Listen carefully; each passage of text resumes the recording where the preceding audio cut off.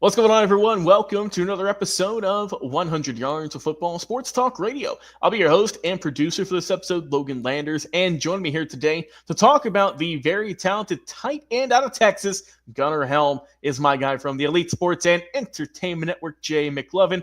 Jay, how you doing, my friend? And give us your thoughts on Gunnar Helm, what you like about him as you tight end over there with the Longhorns. Yeah, Gunnar Helm is interesting to me. He's a hybrid tight end. He can line up, in line, or he can line up offset. He can line up in the slot. He can line up as a wideout. I mean, he can really put this guy in a lot of different areas, just kind of like what they do with Travis Kelce and Pitts and all the other hybrid guys that came out, right? I mean, or even Taysom Hill at some levels. So he's 6'5", 238, kind of a lean tight end. Position rank, he's at number 5. He runs about a 4.75 40-yard dash. So he got, not a whole lot of speed, but he got a little speed to him, Again, he's very good in the inline blocking scheme. So he's a decent blocker. He's got good hands. He can reach out and grab it out of the air or what have you. So, which is something you really want in your tight end, is a guy who has good hands, because that's your safety valve or your checkoff. And if he's not working for you, then you're really screwed. So he has a really good idea for being able to catch the ball. He can create separation. He's a good route runner. When he beats his guy off the line, 9 times out of 10, he's going to get a good catch. So, he's got a lot of really good things working for him. And obviously, he's one of the big things. Him and Golden and, of course, Wisner and company are really a lot of the reasons why Texas is doing so well. Like I said, you can line him up anywhere. He's a solid after the catch guy. He's a tough guy, Logan. This is a guy that you can hit him. He's going to bounce off. He's going to keep rolling, almost like a Gronkowski of such, right? You can hit Gronkowski and he'd keep on running. Now, obviously, that did lead to a lot of injuries with Gronk. Hopefully, Gunnar Helm could avoid those types of injuries, because that is one of the things, when you're a tough guy like that, eventually it does rack a lot of toll on your body. So that is something he has to kind of take care of. He's a good film junkie. He's a study of the game, Logan. I like guys that study, man, because if you're studying the game, that means you're knowing where to put yourself, and how to get around your guy the best way possible. You're knowing all the weaknesses and the strengths of your opponent. So I like that. I think this guy, he had 48 catches, 600 yards, 5 touchdowns, something like that this season. So I think he's going to go well. I think he'll be a second-round guy. I think that Loveland guy, or Loveland, however you say his last name. Colston Loveland. Yeah, I think that's like the number 1 tight end guy out there right now. So I think he's going to be there. I think tight end is going to be sparingly drafted throughout this draft. So for those reasons, I got him drafted around number 51 to the Atlanta Falcons in the second round. I think, and I think that's just because I think they have Pitts, but I think they're looking for that opposite blocking tight end that can help give Cousins some more protection. I think it's kind of where this guy fits in Helm. Okay. But I would not be surprised if he went to another team. But I don't think he goes before the second. I think he's going to get drafted the second. I think the most likely spot would be with the Falcons. Okay, not bad. With Gunnar Helm, like I say, he's kind of more the newer age tight end, right? A little bit leaner in terms of his weight. Kind of what we're seeing more, like you mentioned, is more of a hybrid player as opposed to a more traditional tight end where you think of the bigger guys, who weigh a little bit more than the receivers. But we see that's kind of been put on the backside there, and it's more of how quick can you be as a receiver, and can you block? And like I said, talking about his blocking, he is a very, I would say he's a solid, decent blocker. He's not, A+, I would say, but he does show, like you said, he's a hard worker, so he isn't afraid to go and block somebody. But he's not like a stone wall, right? He's not, if someone runs into him, you're not getting past him. He'll work, right? He'll work with you, and he'll try his hardest to stop where you're at. But he does need to improve his blocking going into the league.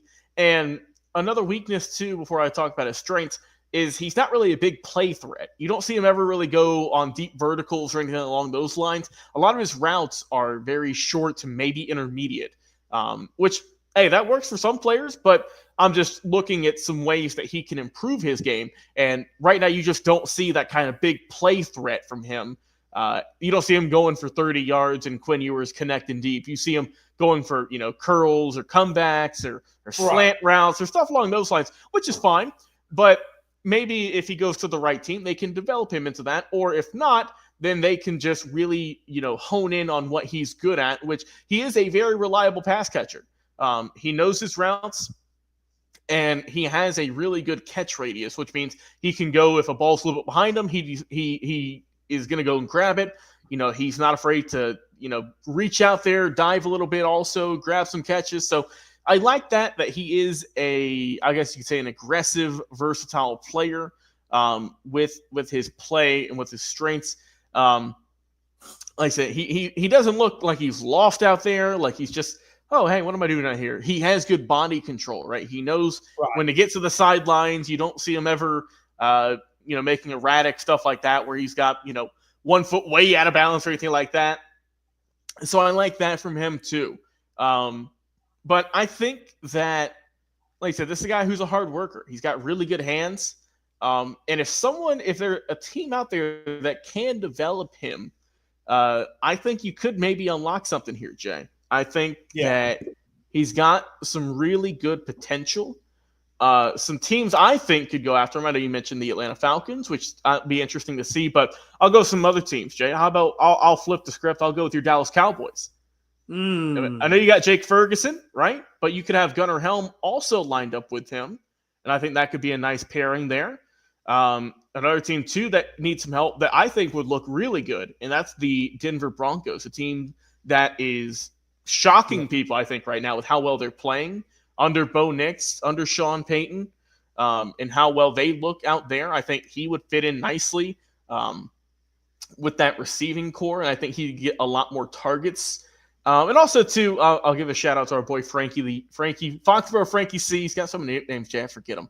Our guy Frankie Cruz and his New England Patriots, who just need a lot of help. And it's always good to shore up a position. I think Gunnar Helm could really do some good work out there in New England. You mentioned Gronkowski earlier. I think that, obviously, why not go to the team that Gronk played for many, many seasons to help out, help and do some good work with Jared Mayo and company out there in Foxborough. But I like Gunnar Helm, Jay. I think that he is a solid player. He could either go, second or early third round. I think that's a good comparison right there. I don't think he'll go first round, but I think that the early rounds, right, the late second, early third, I think he'll slide in there nicely to help out a team. And I'm interested to see how Gunnar's going to do, Jay, because he's got some really good intangibles. Like I said, I like his catching. He can improve on the blocking, which, a lot of guys can, though. And like I said, he's a film junkie. You always see him, you always hear nothing bad come out of him. He's always grinding in the film session. He's seeing what he can do better. And that's what I want out of a guy. I want someone who wants to be a good player. I don't want someone who's just coasting off of talent.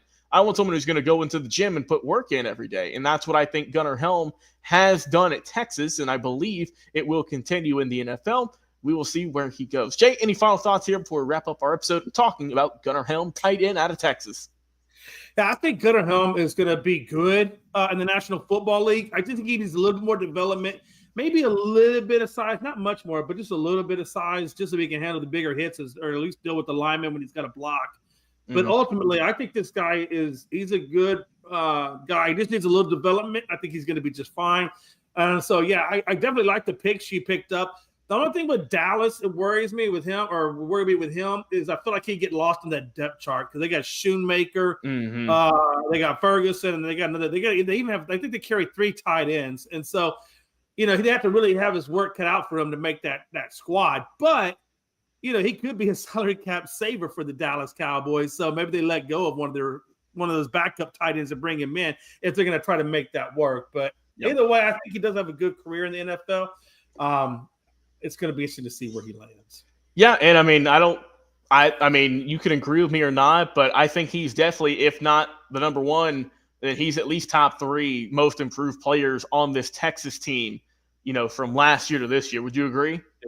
Yeah, I would definitely agree with that. Yeah, he's really – his draft stock has really went up from last year to this year. And it could go up even more, Jay. SEC championship right around the corner. Why not have, make an even bigger name for yourself? All eyes are going to be watching Texas, Georgia at Mercedes-Benz. So it's going to be fun to see Atlanta. If you got to go somewhere else, leave early. Traffic is going to be awful. So leave early if you're going anywhere in the city, and be safe if you're out there rooting on either Georgia or Texas this upcoming weekend. Well, Jay, I appreciate you, my friend, coming on the show, talking about Gunnar Helm, tight end out of Texas. Of course, you can check me and Jay over at the Elite Sports Entertainment Network each and every single week. We have a lot of really good content over there talking about any and everything sports related, and also some entertainment, music, movies, comic books, etc. You can name it. You'll see it over there. Link is in the description. And, of course, you can check out all the work we do here at 100 Yards of Football on Facebook, YouTube, and also on our podcast, thanks to the Believe Podcast Network on all major streaming platforms. Once again, for Jay McLovin, I've been your host and producer, Logan Landers. Until next time, we'll see you again on another live episode.